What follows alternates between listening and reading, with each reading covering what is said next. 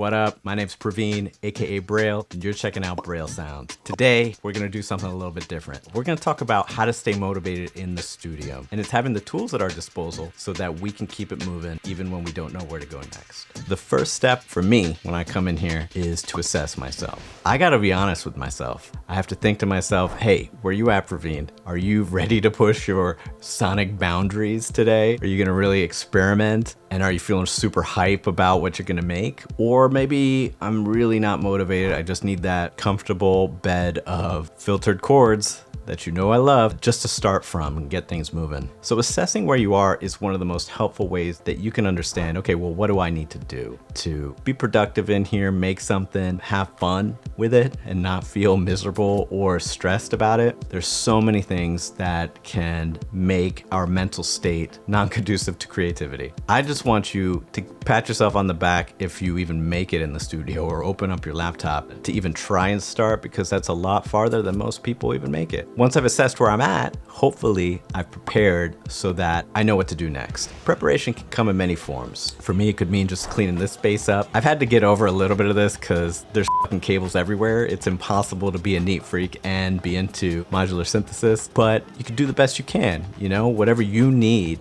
to feel like your space is conducive to creativity, do it. You can also clean up digitally. You know, for example, when I was writing a lot of Sepulchre and Braille, we just had one big ass folder of acapellas that we would pull from. I learned this way too late. Something I did recently was I went through those acapellas and I actually organized them into sort of vibes. So now I know when I want to pull an acapella for sampling, I know where to go. And I don't have this just huge folder where I'm just going to keep using the same ones over and over again. And when you do come in here and you're like, I don't really want to make something, but I do want to prepare for the next time. But you could do little things that you know will help you keep moving when you're creating next time. You could also read the fucking manual. You know, a lot of the times we get stuck technically in the studio, and that is one of the worst things that can happen. So much like I mentioned about having a baseline understanding of music theory in my modular chords video, which I will link to in the description, having a baseline understanding of your technical environment is also really helpful. And what I mean by that is, like, let's say, for example, every time you open up Ableton or Cubase or whatever it is you're using, you're not really sure how to reliably get sounds from outside of that into the laptop or computer. Look it up, go onto YouTube, do some research, learn how to do that. Next time you get stuck, just make a note of it. Learn it to the point where the next time that happens, you don't get stuck. Another way that I prepare in here, and it's honestly been one of the best things I've done, is to streamline the studio. That can mean many things for you. For me, it means making sure that I have a patch bay where a lot of my synths and equipment are perma-patched into, but I can easily take things that either a friend brings over or are not perma-patched and get them connected and the audio going into the computer as quickly as possible. Also, it means creating a template for Ableton for me. So maybe you have a template for your DAW where every track is already set up with the inputs that you use, and you can easily just get going. For example, my template actually has every track armed and ready to record and is muted so that I don't have to think about anything, I just record. And whatever happens, I know is gonna get captured. I don't have to think about it, I don't have to worry about capturing it. I also went as far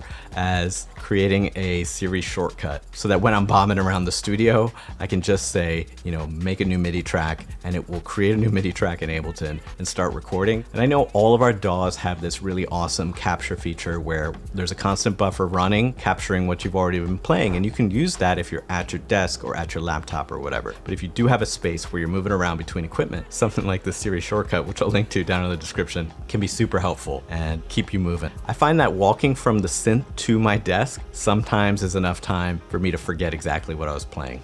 So you want to make sure that doesn't happen however you can. And finally, to prepare, you know, that might mean mentally preparing. And one of the ways that I do that is to actually read some books that talk about creativity. Twyla Tharp's The Creative Habit or Rick Rubin's The Creative Act are both two that I'd recommend. Even when I read things that I already know or think, just hearing it from someone else makes me feel much less alone in here and helps me second guess myself less, which is super important whenever you're creating. Another way that I keep motivated and moving in the studio is to scavenge. Sometimes I'm not feeling making something new. Maybe I have the fear, the blank page problem, which by the way is one of the reasons I got into all this modular stuff, is so I don't have that. I know that I can go back to an older song and actually scavenge. And that could mean a few things. That could mean going back to a song and just finishing it, bringing in new things. Or it could mean taking elements that you vibed with out of that song and creating something new in a new project. For example, if you're vibing with the chords you have at one track, but the drums are really off for you and you're not really sure where to go with them, don't even bother about working in that project. Just cut that or export those chords out, bring them into something new, and that might get things moving for you instead of feeling stuck in that legacy project. I have an album coming out August 8th. It's called Triple Transit. And for a lot of the songs on that album, it's about 3 distinct periods of my life creatively: pandemic, moving back to Brooklyn, and this sort of creative renaissance I've been having with all this modular stuff. And there was a wide range of sounds on there, but I still wanted there to be a common sonic element or theme throughout. So to do that, I actually went back to a lot of these old songs and finished them through the act of scavenging. For example, in Dirt Fam, a lot of those positive chord progressions and drums towards the end, I added really late in the game. I was in a different space, but I feel like that contrast of the beginning and ending really helped make that track a bit more interesting and surprising. Also with a song like Regression, those chords directly at the end and bass line are from my sort of chord stab bass line setup that I went over in that modular chords video. Nothing's sacred. So don't ever worry about having these older songs that aren't finished, and don't let them overwhelm you. You don't have to finish everything. Sometimes going back to these old songs a long time later can make them more interesting. Personally, I love the idea of these multi-layered songs because those layers are kind of you at that given moment. They are a piece of you where you felt a certain way, where you had a certain sound. They are a bit more sentimental to me when I listen back to them. It's that element of sort of time traveling that we can do through sound, which is amazing. So don't worry about old songs not being finished. They could just be opportunities. And if none of that's working for you, you can ask for help. That can mean a bunch of different things. One thing it can mean is using one of the many resources we have these days, like Splice or your contact library from Native Instruments, or even just presets, and using those to jumpstart creativity.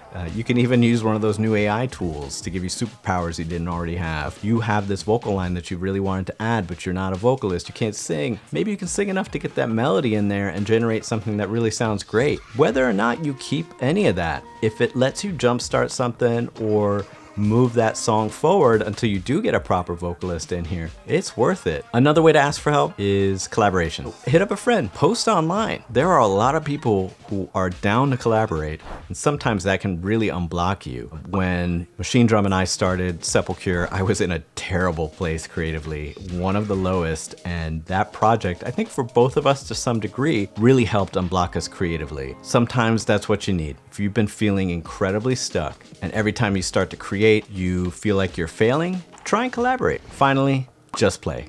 And I know that's super cliche and everybody says this, but whenever you sit down to create or make or get in the studio or whatever it is, just hit that button, turn that knob, press that key. So much of what I've written in the last year never would have happened if I didn't just sit down and start with something that some other people might consider the same sound or whatever. Even if it's the same sound, it's that comfort zone that you have creatively. Sometimes that's what you need. Just start with it. You know you don't have to keep it. If it gets you started and points you down a path that you haven't been down before, that's amazing. That's a win. Reconnecting with the original reason that you even started making music can really get you started in just playing. Ask yourself, hey, why am I even doing this? Am I here to feel joy? Am I here to get something out of my system? Sometimes I equate what I do in here to banging my head against a brick wall, but honestly, the more you do it, the more cracks form in that wall. And at this point, I don't even get bruised when I need to go through that wall. So just know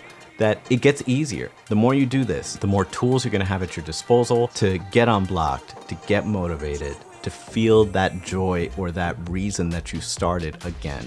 Anyway, I hope some of this helped. maybe inspired. Let me know down in the comments how you stay motivated in the studio, what you do to keep things moving. I really want this to be a place where you can come and feel like there's no judgment, and you're gonna maybe get a tip or two of wisdom, but regardless, you're just gonna see somebody else making something, and that hopefully will inspire you in some way. Till next time, thanks for watching.